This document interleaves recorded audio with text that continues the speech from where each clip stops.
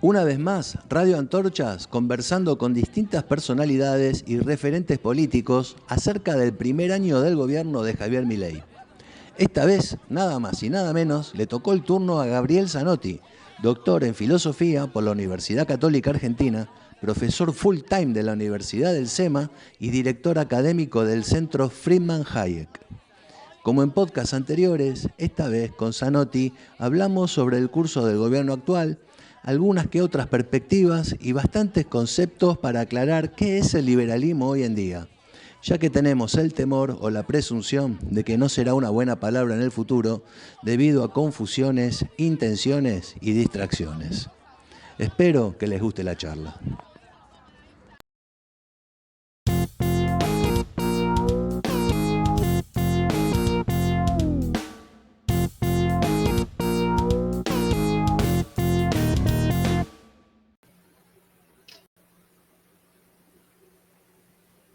Bueno, bienvenido, Gabriel, a Radio Antorchas una vez más. ¿Cómo le va, Gabriel? ¿Todo bien?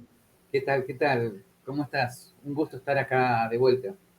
Sí, la verdad que sí, para mí también. Para mí es un gusto, pero además quiero que sepa que es un honor tenerlo acá conmigo. Bueno, no es para tanto. Recuerdo que la primera vez que estuvimos, hemos hablado todo el programa acerca de la importancia de resaltar y recalcar y defender las libertades individuales. Uh-huh. Era otro momento, estábamos en pandemia, todavía creo que regía la cuarentena y bueno, ahora el contexto es Era otro momento, sí. la Muchos se han situación. olvidado, ¿no? Rápidamente. La situación ahora es otra y bueno, ahora hasta hay otro gobierno con otra orientación, ¿no? Al menos en la teoría. Uh-huh. ¿Le puedo pedir, después de 15 años del nuevo gobierno que estamos, un pantallazo como para arrancar? A partir de ahí surgirán preguntas, ¿no? ¿Cómo ve la marcha de este gobierno? Bueno, siempre vi con preocupación el estilo de gobierno de Javier Milei, no precisamente muy republicano. Vi con preocupación también que algunas de sus políticas económicas eran muy parecidas a las de Macri, comenzando por su ministro de Economía. Eh, y los últimos acontecimientos no hacen más que ratificar mis preocupaciones. Eh, obviamente no soy totalmente pesimista, sin embargo, la última entrevista o parte de la entrevista que vi de Milei con Majul implica que está totalmente posicionado en esto, que no va a cambiar nada, absolutamente nada. Y vuelvo a decir a los amigos liberales que me acusan de estar en la luna y de ignorar los problemas del corto plazo, que en ningún momento yo ignoro los problemas del corto plazo. Sé perfectamente que hay cosas que no se pueden liberar de golpe en Argentina, como por ejemplo, nada más ni nada menos que salud, educación, seguridad social, sindicalismo. No se pueden hacer reformas de un día para el otro en esas áreas. Pero en la parte de política monetaria, deuda externa, ciertas regulaciones, etcétera, etcétera, los liberales tenemos derecho a disentir en temas de política de transición, que son siempre muy prudenciales, sin que esas disidencias produzcan el escándalo que producen en el partido gobernante, escándalo que ratifica el modo de gobierno autoritario diagnosticado desde el primer momento por la peculiar psicología de Javier Milei y la psicología de quienes lo rodean. Y lo peor, la tolerancia indebida a esa psicología de liberales que antes a los kirchneristas no les perdonaban nada de ese tipo de cosas, ¿no? Así que con esto creo que te resumo mi posición. Mire usted, Gabriel, que la segunda pregunta que le quería comentar está muy relacionada con lo que me contestó recién. Me llegó un informe en distintos grupos en los que estoy, de algo que se llama el barómetro de la confianza, ¿sí? Que se había realizado en diciembre de 2023. El instituto, lo voy a leer, el Edelman Trust Institute, que dijo que Argentina es el país más polarizado del mundo, superando a países como Estados Unidos, Brasil, México, Sudáfrica, España y Colombia, ¿sí? Un año después, 15 meses después, la grieta, ¿usted siente que se profundizó o sigue igual? ¿Es inocente la grieta? O sea, ¿se puede vivir con grieta, le quiero decir? ¿Hemos tenido épocas peores? Cuénteme, Gabriel. Bueno, el tema de la grieta, en mi opinión, está muy bien diagnosticado por el último libro de Mariano Grondona que se llama El desarrollo político. En ese libro, Grondona habla de la democracia de facciones. La democracia de facciones es una democracia débil, inmadura, que como su nombre lo indica, un grupo político que odia absolutamente al otro y no está dispuesto a ningún diálogo con el otro, sube al poder, realiza una especie de venganza contra el gobierno anterior, y luego viene la venganza del otro, de la otra facción, y así sucesivamente. Las facciones se van sucediendo en, en gobiernos que cambian drásticamente las políticas y tienen una política de venganza contra el gobierno anterior y un discurso autoritario. Y solamente el único consenso que hay en estas democracias de facciones es el voto, que es lo único que evita la guerra civil. Obviamente, Grondona, cuando escribe esto, está preocupado del desarrollo político porque él, años atrás, había escrito un libro que se llamaba Las condiciones culturales del desarrollo económico, ¿no? Pero en esas condiciones culturales estaba el tema político. Entonces él vuelve a insistir sobre este tema, que el desarrollo económico presupone cierta estabilidad republicana. Entonces, la grieta está instalada en la Argentina porque, dada toda nuestra historia, y eso es totalmente comprensible, la democracia que se instala a partir de 1983, que se instala solo porque se perdió la guerra de Malvinas, si no, no se hubiera instalado. La democracia que se instala en 1983 no cura inmediatamente una cultura de facciones, porque la Argentina es eso, o sea, las guerras civiles desde 1810 en adelante han sido permanentes. Ni siquiera la Constitución del 53 las evitó, como saben bien los que estudian historia argentina, que yo no soy un experto, pero tampoco es necesario ser un experto, ¿no? Ni que hablar entonces de cómo siguió la historia posterior, el golpe del 30, todo lo demás. O sea, es una cultura de facciones. Nunca hemos evolucionado hacia un consenso republicano. Y me parece que los liberales clásicos o los libertarios estábamos llamados a otra cosa, estábamos llamados a generar ese consenso republicano. Yo ni siquiera estaba de acuerdo con candidaturas a presidencia. Siempre dije, es preferible que estemos todos en la Cámara de Diputados y que como presidente esté un Macri o alguien así, ¿no? En fin, una persona a la cual no se le pueda exigir tanto, pero que no sea tampoco Fidel Castro. Y bueno, pero el Congreso es la base donde surgen las leyes, donde se crean las leyes, justamente.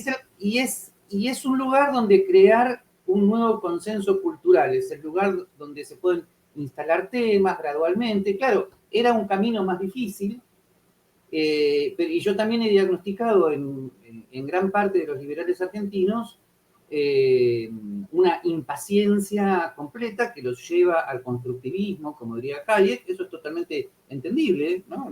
Latinoamérica no te permite tener mucha paciencia. He diagnosticado también en los liberales, en la mayor parte de los liberales argentinos, una adhesión al típico hiperpresidencialismo argentino, pero que los acerca a lo que Hayek denuncia como constructivismo, ¿no? O sea, como la intención de cambiar todo de golpe sin tener en cuenta las tradiciones anteriores. Gran parte de los liberales argentinos repetían eso de Hayek sin entenderlo, porque cuando Hayek sobre esa base criticaba el socialismo, todo bien, pero también criticó al liberalismo jacobino. Entonces, bueno, ahora vuelvo a decir, esto no quiere decir que yo sea un iluso que suponga que se pueda dialogar con la mayor parte del kirchnerismo. No, pero, eh, eh, pero ni siquiera se puede dialogar entre los liberales. O sea, el modo de gobierno de Milei implica que ni siquiera entre los liberales se puede dialogar. O sea, no es que yo sea un iluso que diga, bueno, había que dialogar con Cristina Kirchner. No, no soy tan iluso. Pero que es un absurdo esperar un diálogo entre todos los liberales argentinos que estábamos en contra del kirchnerismo. Tampoco apuntar tan para arriba, pero sectores medios siempre se pueden sentar a Y, conversar. y como dice Mariano Grandona, el eje central del consenso republicano consiste en un diálogo no entre los partidos moderados, sino entre los moderados de todos los partidos. Es una cosa diferente. El diálogo tiene que darse entre los moderados de todos los partidos, que son personas que ellas mismas logran encontrar, como dice Grondona, una diagonal para seguir cogobernando, ¿no? Pero bueno, obviamente estamos lejos de todo eso. Evidentemente, Milei ya está lanzado a lo suyo, el Partido de la Libertad Avanza, cuyo comportamiento me parece totalmente infantil desde el punto de vista psicológico, está totalmente cebado en esto. El discurso al Congreso del sábado a las 21 muestra cuál es la psicología de esta gente, ahí gritando como niños, como si estuvieran en la cancha de River. En fin, evidentemente están cebados en esa psicología, una psicología, vuelvo a decir, que surge de las entrañas más profundas de nuestra cultura. ¿Está? Y bueno, la verdad, disculpame, no sé cómo van a seguir. A mí no sé. Bueno, pero más allá de estar hablando usted sobre el presente, si nos vamos a la historia, ¿no?, de este país, ¿cómo puede ser que un país con una constitución tan liberal como fue en su momento la constitución de 1853 haya sido constantemente caudillista? Siempre Bueno, hemos tenido sí, caudillos, y disculpe, quiero ser inclusivo, caudillos y caudillas también, ¿eh? sí, sí, sí. Bueno, es que esa constitución, inspirada por Alberdi, redactada por Gorostiaga, no por Alberdi, era fruto de cierta generación que intentaba generar un consenso republicano, ¿no? Pero tampoco esa generación podía actuar, pudo actuar en contra de la cultura existente. Entonces, claro, a ver, algo de historia me acuerdo. Primero vino el Pacto de San Nicolás, 1952, luego la Constitución del 53, pero las personas que estuvieron del 53 en adelante también estaban llenas de revanchismo contra la facción anterior. La dicotomía rosistas-antirrosistas no se acabó nunca en Argentina. Es como si todavía los italianos siguieran debatiendo sobre Garibaldi. Es así, es como si los italianos siguieran discutiendo sobre Garibaldi. Acá seguimos discutiendo sobre Rosas y sobre Adán y Eva, si es necesario. O sea, nuestro aferramiento al, al pasado político que no superamos nunca es impresionante, ¿no? Entonces, del 53 en adelante también estuvo lleno de revanchismo.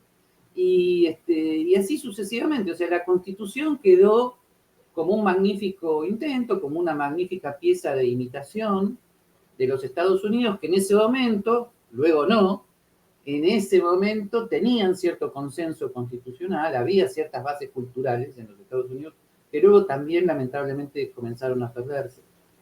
Así que, no, la Constitución del 53 fue un intento de personas muy ilustradas, pero, a ver, te lo digo en términos filosóficos, eh, aparentemente más difíciles, pero vas a ver que cuando te lo explique es fácil de entender. El lenguaje necesita un contexto para poder ser entendido. Todo texto necesita un contexto. Todo texto escrito para poder ser entendido necesita un contexto cultural para poder entender lo que está escrito. No es rocket science lo que estoy diciendo. Bien, si vos escribís copiás la Constitución de los Estados Unidos te vas a la tribu de los Cuchu Cuchu en Marte y les decís, este es el modo de gobierno, por más que hablen inglés, los Cuchu Cuchu no van a entender, ¿no? Y no la van a poder continuar ni aplicar. ¿Ok? Te doy otro ejemplo, tal vez más difícil de entender. Es como si, este va a ser más difícil de entender, pero sabes que a mí me gustan estas cosas. Es como si el decreto de libertad religiosa del Concilio Vaticano II hubiera sido proclamado por León XIII, rey de Francia en el siglo XIII. Por perfecto latino, francés, en el cual hubiera estado escrito, nadie hubiera entendido nada. Y creo que lo hubieran decapitado al mismo León XIII. ¿Ok? O sea, en un contexto cultural de dos reinos. En época de disputa de distintos, es muy difícil sentarse a conversar. Por eso, acá es que estamos olvidando ciertas cuestiones elementales de teoría política. Para la estabilidad republicana es necesario un consenso sobre el pacto político constitucional. Michael Novak, en 1980, tiene un libro que se llama El espíritu del capitalismo democrático, donde él establece algo que me parece fundamental. Que Estados Unidos tuvo, bueno, él decía tiene en 1980, yo ahora utilizo el pasado, tuvo un sistema que tenía 3 subsistemas. El sistema moral cultural, del cual derivaba el sistema político, del cual derivaba el sistema económico. Esto lo explicaba él rápidamente para explicar qué era el capitalismo en Estados Unidos. Sin embargo, creo que hoy sería necesario todo otro libro para explicar qué significa el sistema moral cultural. Primero, claro. No, primero, de donde surgen las libertades individuales, de donde surge entonces la necesidad de establecer un pacto político llamado Constitución. Y recién ahí arranca la economía. Y ahí la economía comienza a arrancar. Ahí que ya estaba arrancando, pero claro, había que liberarse, ¿no?, del dirigismo inglés, etcétera, etcétera. Bueno, entonces acá en Argentina es igual, claro, es un camino más lento, pero no hay otro. Puede ser que Milei rectifique algunas cuestiones en economía y le vaya mejor. Puede ser que eso suceda, eso sería el mejor escenario, pero vuelvo a decirte, pero hay que ver si eso va a generar un consenso sobre las normas republicanas de gobierno, ¿no? Aún, a ver, me pregunto, a ver, dentro de 8 años, ¿qué va a ser el presidente que se elija en el 2031? ¿Va a seguir nombrando jueces por decreto? Te doy un simple ejemplo, ¿no? Y así sucesivamente. Claro, es un detalle menor. Ayer Milei dijo que ese es un tema que le preocupa a los ñoños. O sea, a él le parece esto una estupidez, preocuparse por esto. Bueno, eso revela perfectamente la psicología y el modo de pensar de quien nos gobierna, ¿no?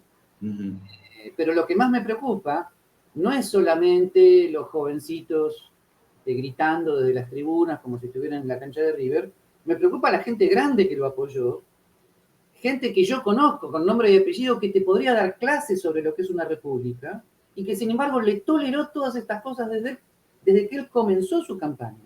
Se las toleró, se las avaló, hasta las estimularon. Mejor no sigo, ¿no? Porque es la misma gente que apoyó a Menem en su momento cuando expandió la corte, hicieron silencio. ¿Sí? ¿Te acordás de eso? Pero un silencio. Sí. A ver, nómbrame un liberal que haya protestado a Menem por expandir la Corte Suprema de Justicia. Debe haber alguno, pobrecito, que habrá sacado un artículo académico, ¿no? Y mejor no sigo yendo para atrás, ¿eh? No. Y Gabriel, me dejó pensando sobre ese libro de Novak, sobre los 3 pasos a seguir, ¿no? Primero sobre lo moral y cultural, para después ir al plano político y terminar con la economía, ¿no? Terminar desarrollando, bueno, vamos a decir, una política económica, ¿no? Sí. ¿No será que el problema acá en Argentina, y calculo en la región, es que los liberales se preocupan solamente en economía. Bueno, No hacen otra cosa que hablar de economía, nada más. bueno, el famoso economicismo de los liberales tiene, como bien vos sabrás, muchas explicaciones. Comprensiblemente, en los 40, en los 50, cuando, se hacía tanto énfasis en el New Deal y etcétera, etcétera, y el Partido Laborista Inglés estatizó todo en Inglaterra. Comprensiblemente, parece que los únicos que se opusieron a todo eso eran economistas, ¿no? Pero economistas como Mises y Hayek, que a su vez tenían una profunda formación en filosofía política, hay que sumarlo a Milton Friedman, no muchos más. Había, por supuesto, liberales en lo político, en lo económico, como por ejemplo Bruno Leoni, pero por algún motivo que se me escapa no lograban tanta llegada a la opinión pública. Los otros tampoco, pero por lo menos se sabía que había 3 o 4 gatos locos que protestaban, se los corría, ¿no? Se los mantenía así como al costado, incluso en los medios académicos, pero se sabía que existían. Los otros ni siquiera se sabía que existían. Así que bueno, y es comprensible que en una Latinoamérica siempre tan falta de instituciones y tan absolutamente estatizada, la tentación haya sido eso, la tentación era llegar al Poder Ejecutivo, colocar un ministro de Economía liberal y reformar todo. Está bien, yo lo entiendo, incluso es mejor que otras opciones, pero no había que olvidar que esos intentos se enfrentaban con toda una tradición cultural que pensaba diferente y entonces había que pensar, por lo menos, tener conciencia de ese problema. No estoy siendo tan crítico, mira, digo, por lo menos tener conciencia del problema. No digo que, a ver, vamos a hacer utopías políticas. Supongamos que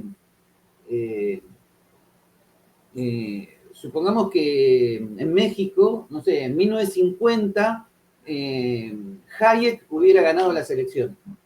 Te estoy diciendo cualquier estupidez para hacer un modelo de análisis. Sí, bueno, sí, muy bien, Hayek como presidente, posiblemente hubiera puesto un ministro de Economía afín a sus ideas, pero me parece que Hayek hubiera tenido conciencia intelectual de que la cosa no era tan simple, de que los hilos sí, no, más que hilos, que la red cultural y legislativa y corporativa profunda, ¿no? Era muy difícil de cortar inmediatamente, por lo menos conciencia del problema, por lo menos.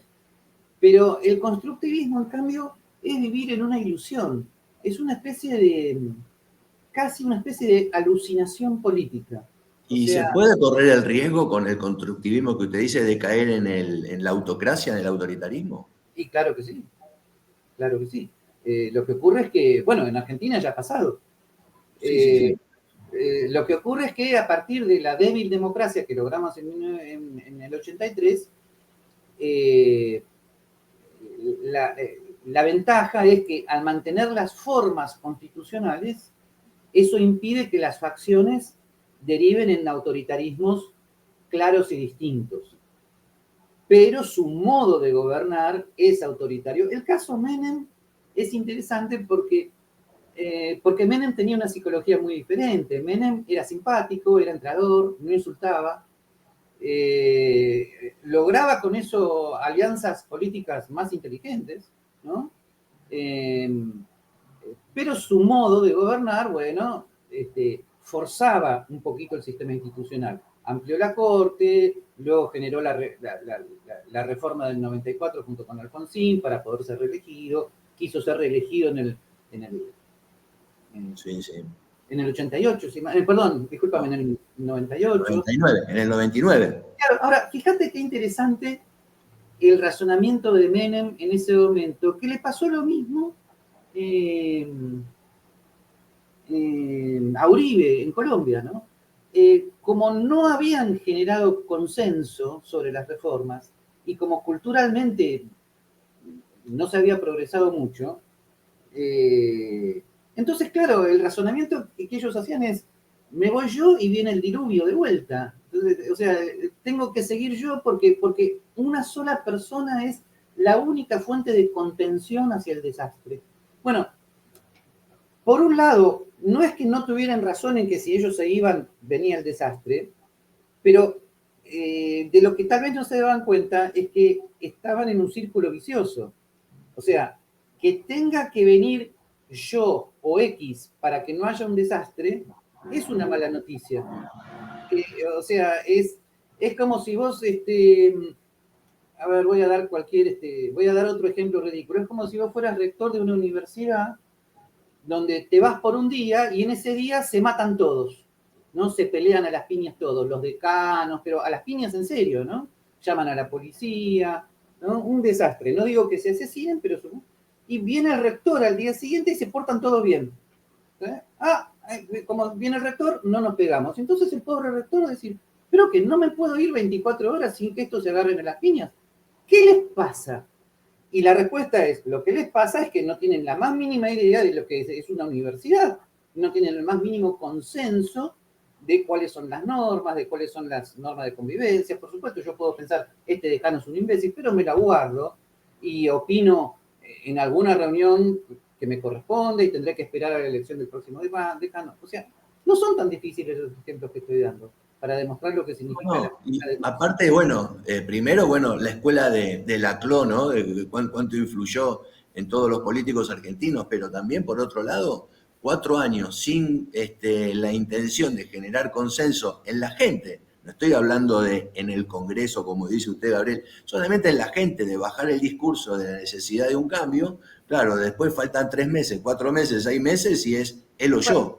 bueno, lo que pasa es que ahí tocaste otro tema delicado. Muchos de la libertad de avance te van a decir que la gente ya está convencida. Bueno, hay que tener cuidado con ese diagnóstico. Sabemos perfectamente lo que pasó en las últimas elecciones.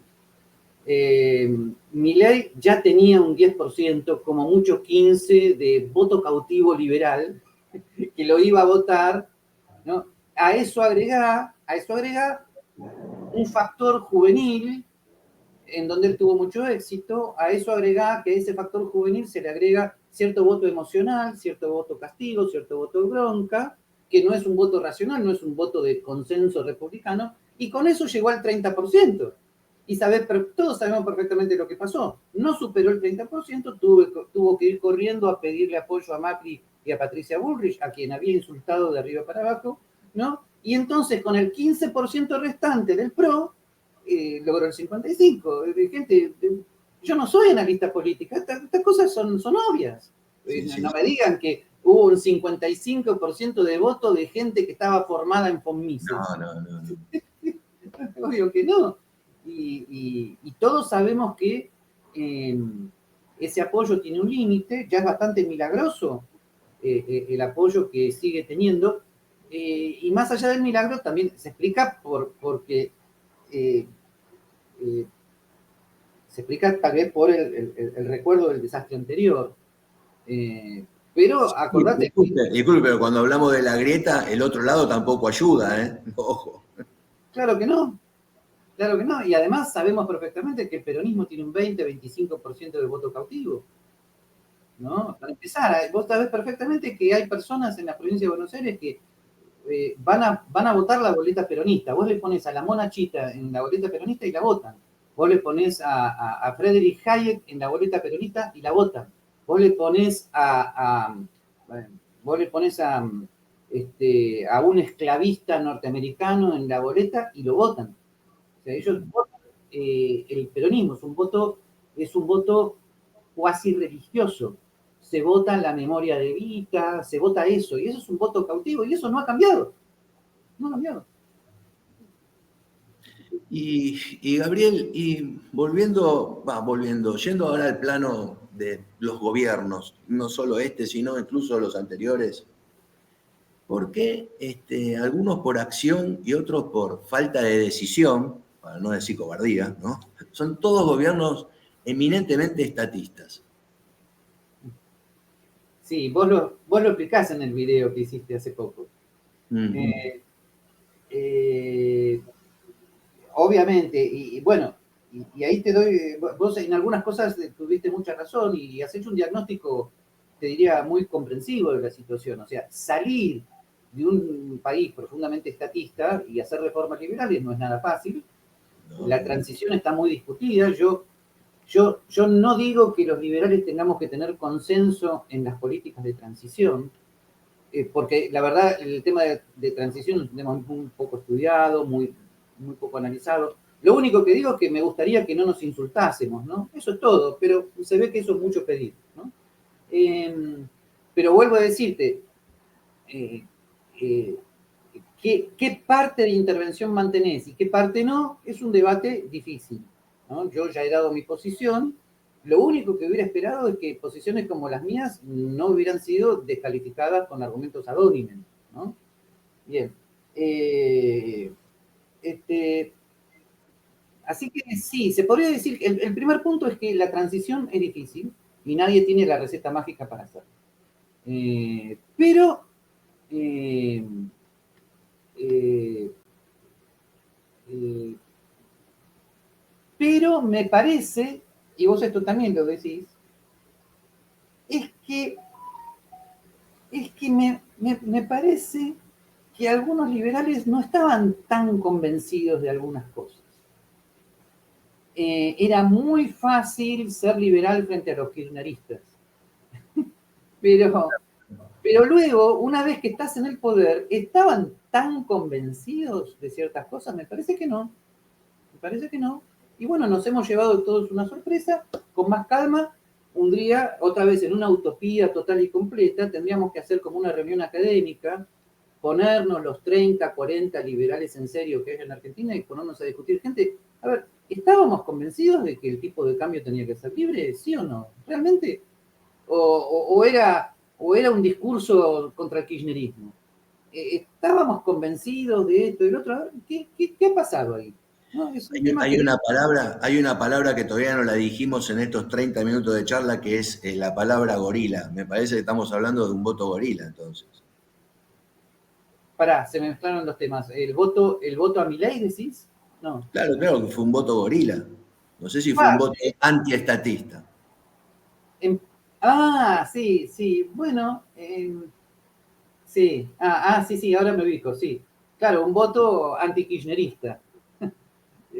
Sí, bueno, pero vuelvo a decir, para eso hubiéramos hecho otra movida política. Para eso hubiéramos ido al Congreso, por un lado, y hubiéramos sostenido a un segundo gobierno de Macri y ya está.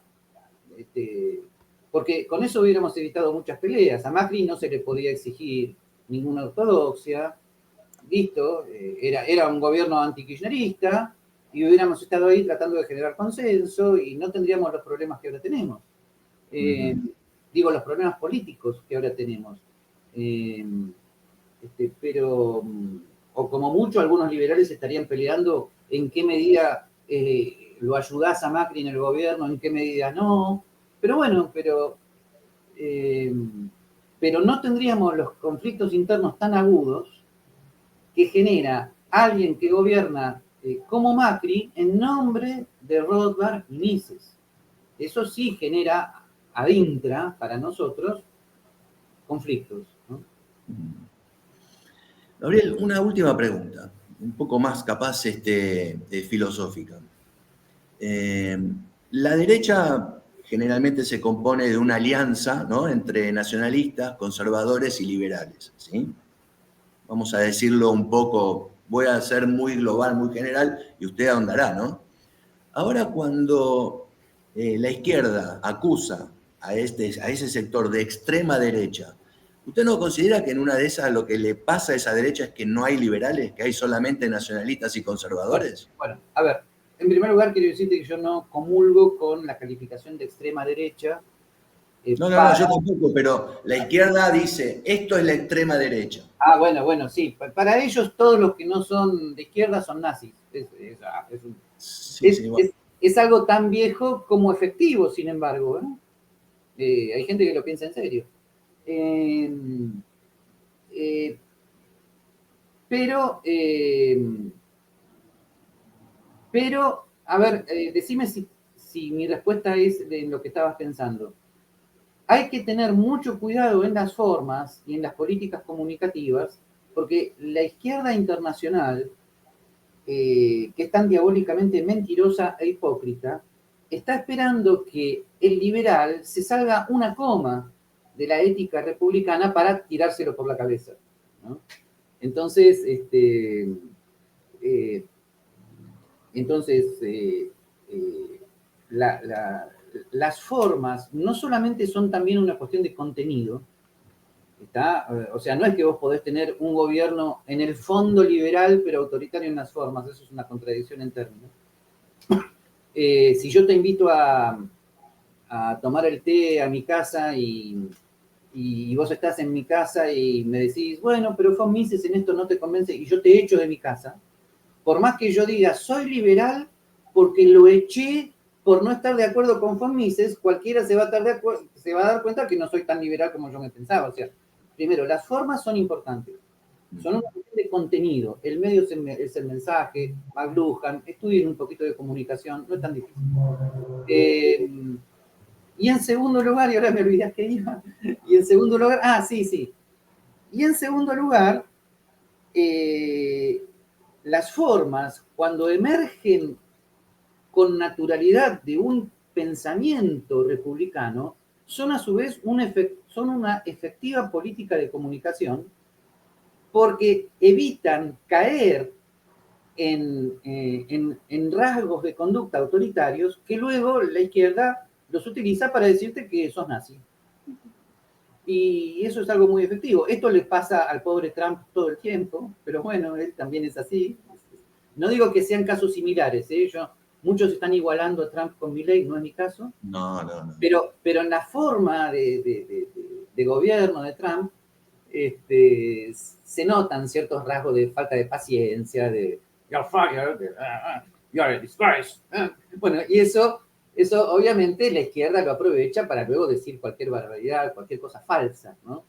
Pero bueno, evidentemente los tiempos, como dije en mi último blog, el horno no está para bollos cuidadosos, pero yo que me paso la vida educando a los chicos más jóvenes, muchas veces les digo esto, miren, en el futuro ustedes tienen una gran responsabilidad. Nadie puede estar maldiciendo todo el día dentro de su casa y que luego no se te escape una en un medio de comunicación. No, tenés que ser verdaderamente una persona tranquila para que no se te escape. ¿Okay? Y entonces eso forma parte de la formación de un liderazgo futuro que espero que alguna vez el liberalismo tenga, ¿no? Pero veremos. Sí. Gabriel, no le quiero pedir que sea futurólogo porque no es una rama que a mí me guste tampoco, ¿no? Pero se viene el segundo año de gobierno. El primero fue arreglar la macroeconomía, o por lo menos ese fue el proyecto y el resultado que se vio, ¿no? Detuvo la inflación, se paró el déficit fiscal. Ahora se viene el segundo año que empiezan a tener que verse las reformas. ¿Qué pronóstico le puede dar a este segundo año de gobierno? Bueno, en realidad es difícil. A ver, sería el año en el cual comenzar alguna de las reformas que Milei anunció. Pero el problema es que me parece que él lo que tiene en mente es que las va a comenzar en noviembre del 25. Y por lo tanto, el problema es cómo llegamos a noviembre del 25, ¿no? Porque ahí entonces se está atravesando un viejo dilema del cual algunos liberales no han salido. Si hago las reformas, que sin partido no se puede.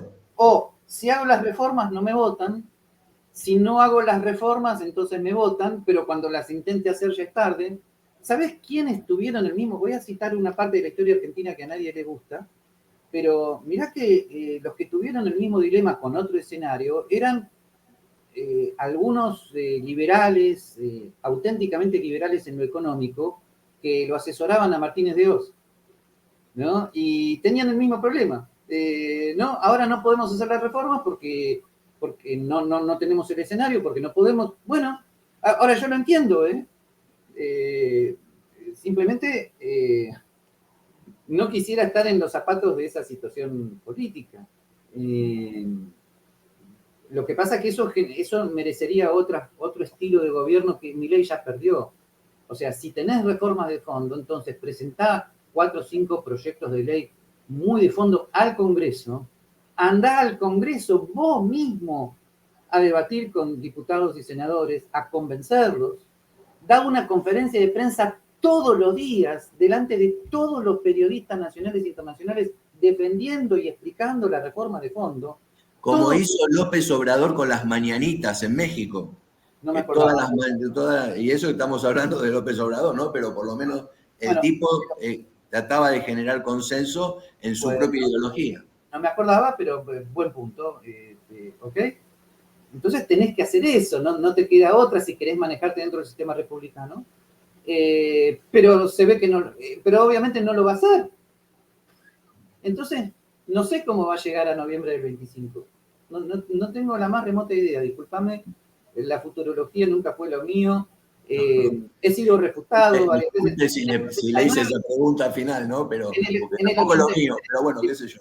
No, me voy a autocriticar y me voy a reír de mí mismo. En el año 89 escribí un libro que se llamaba El humanismo del futuro y quedó como el humanismo del pasado. O sea, yo también suponía que iba a venir un futuro mejor. Todo fue totalmente peor de lo que yo. No, evidentemente el futuro no es lo mío. Pero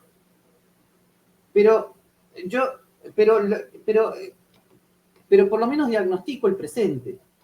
Y eso sirve para el que está manejando. Yo soy el copiloto del tipo que está yendo a 130, ¿no? Y le digo, mirá que tenés delante un camión que viene a 80. No seas pesimista, así no se puede hacer nada. No, pará, simplemente te digo, o frenás un poquito, o lo pasás. Si lo pasás tenés que darte cuenta de que no venga otro. Yo soy el tipo que dice esas cosas, y entonces tengo fama de ser el aguafiesta. Pero entonces no seamos aguafiestas y listo, matate contra el camión que viene 80, dale, sé feliz.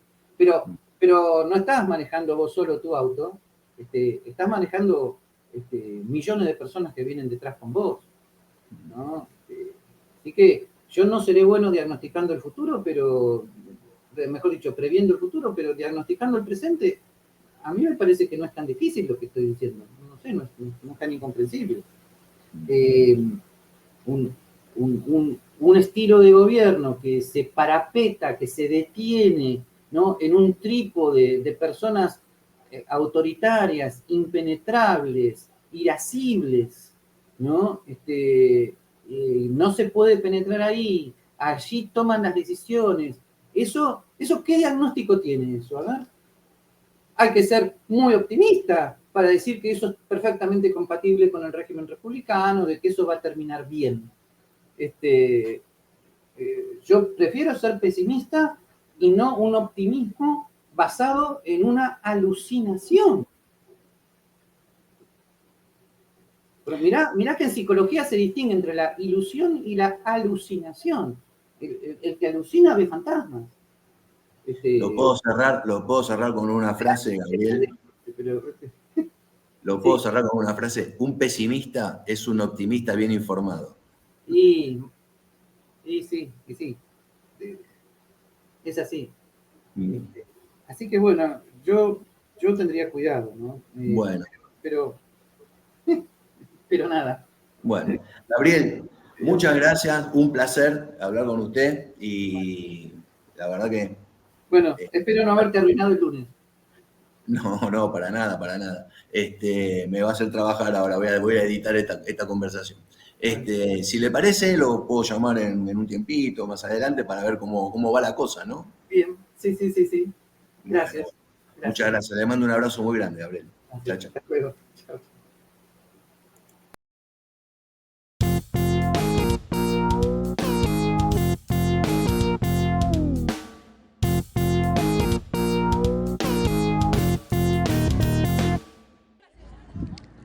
¿Qué te pareció la charla con Gabriel Zanotti? Es necesario conocer todos los temas y también escuchar todas las opiniones. Los algoritmos de Google nos están nublando el panorama. Si te dejás llevar por esta nueva forma, vas a escuchar solo una parte de la historia. Vas a escuchar lo que querés que te digan. Eso no es desarrollar el conocimiento ni mucho menos.